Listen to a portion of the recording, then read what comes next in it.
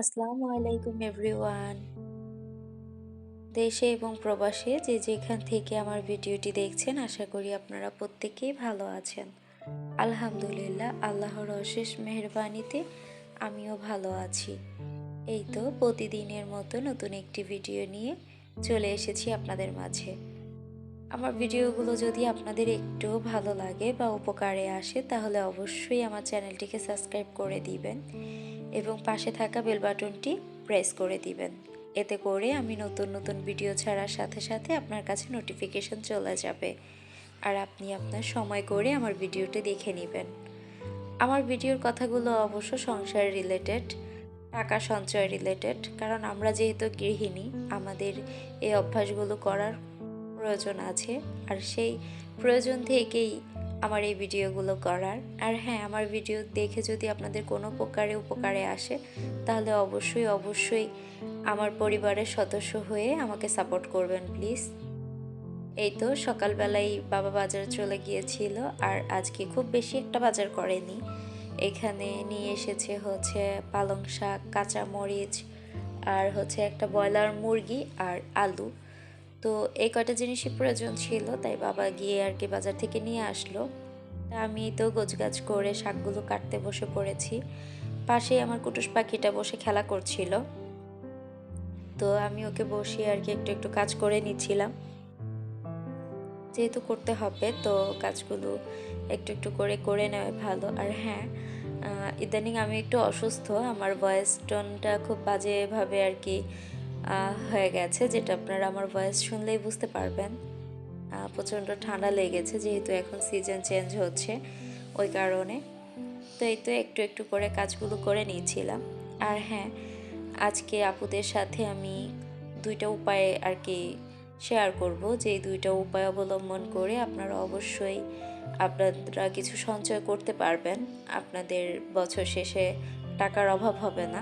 হ্যাঁ, আমি ওই বিষয়টা নিয়েই আজকে কথা বলবো, যে কিভাবে আমরা গৃহিণীরা কিছু টাকা সঞ্চয় করতে পারবো। কারণ আমরা তো শুরু থেকেই আর কি অনেক বেশি সঞ্চয় করতে পারবো না, একটু একটু করেই আমরা আর কি অনেকটা টাকা সঞ্চয় করতে পারবো। সেই উপায়গুলোই আপনাদের আজকে আমি বলে দিব। অবশ্য আমিও যা করি আর কি, বাজার খরচ থেকে আমিও অনেক কিছুই আর কি সঞ্চয় করি।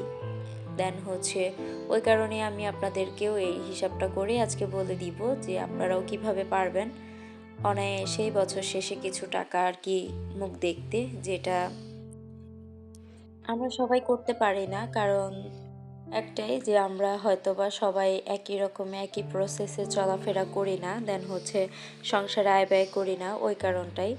তো প্রথমতই আমি যে টিপসটা আপনাদের সাথে শেয়ার করব সেটা হচ্ছে, আমরা হচ্ছে প্রত্যেকেই গৃহিণী আর পরিবারের চাহিদা অনুযায়ী আমাদের কিছু না কিছু কেনাকাটা করতেই হয় সব সময়।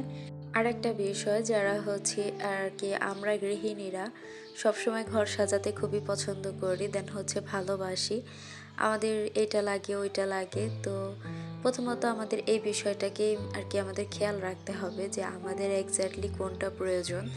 এই বিষয়টা মাথায় রেখে সবসময় আমাদের কেনাকাটা করা উচিত, যে আমাদের কোনটা লাগবে, যেটা না থাকলেই নয়, বা আমাদের সংসারে ভীষণ প্রয়োজন, ওই বিষয়টা মাথায় রেখে কেনাকাটা করা উচিত।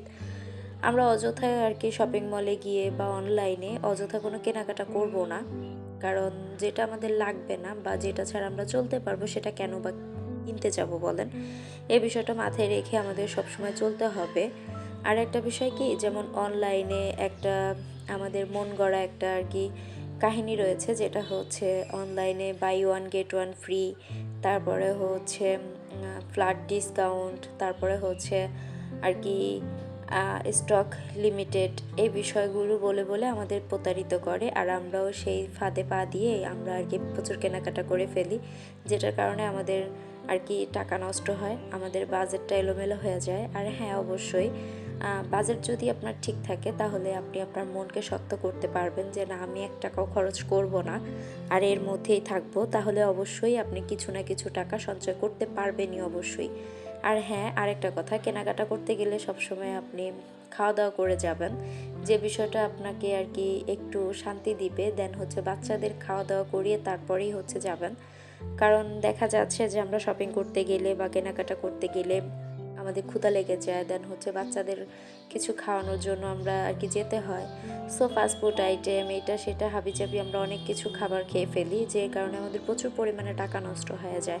দেখেন ফাস্টফুড আইটেমে কিন্তু কোনো প্রকারের পুষ্টিগুণ নেই বা আপনার শরীরের জন্য উপকারও না, কিন্তু তারপরও আমরা অনেকটা টাকা নষ্ট করে ফেলি। ওই ফাস্টফুড আইটেমটা আপনি যদি না খান তাহলে দেখবেন আপনার শপিং করে এসে বা কেনাকাটা করে এসে আপনি কিছু টাকা হলেও সঞ্চয় করতে পারবেন, সেই টাকাটা আপনি আপনার মতো রেখে দিতে পারবেন। আর আমি প্রথমেই বলেছি যে আমরা খুব বেশি আর কি টাকা সঞ্চয় করব, মানে একদিনেই হবে না। এই একটু একটু করে জমা করতে করতেই দেখা যাবে বছর শেষে আমরা খুব ভালো একটা অ্যামাউন্ট যেটা আমাদের সঞ্চয় হয়ে গেছে। আর আমরা গৃহিণীরা এইভাবে কিন্তু সঞ্চয় করতে পারি, কারণ গৃহিণীরা আলাদা কোনো এক্সট্রা চার্জ নেই, তারপরে হচ্ছে কোনো ক্ষেত্রের থেকে টাকাও আসে না। সো আমাদের তো এই যে সংসার খরচ কেনাকাটা এখান থেকে একটু একটু করে আমরা সঞ্চয় করতে পারি।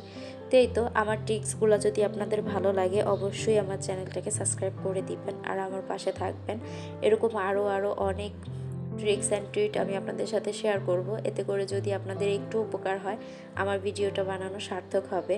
আর হ্যাঁ, অবশ্যই এইভাবে আপনারা চললে সত্যি আপনারা বছর শেষে আর কি ভালো একটা অ্যামাউন্ট সঞ্চয় করতে পারবেন। একটা বছর অন্তত আমার কথাটা একটু মিলিয়ে নিজেদের একটু সংযত করে দেখেন, দেখবেন অবশ্যই আপনারা কিছু টাকা অ্যামাউন্ট আর কি আপনি সঞ্চয় করতে পারছেন, যেটা দেখে আপনারও ভালো লাগবে, দেন হচ্ছে আপনার মনে একটা শান্তি আসবে যে না আমার কিছু টাকা সঞ্চয় আছে।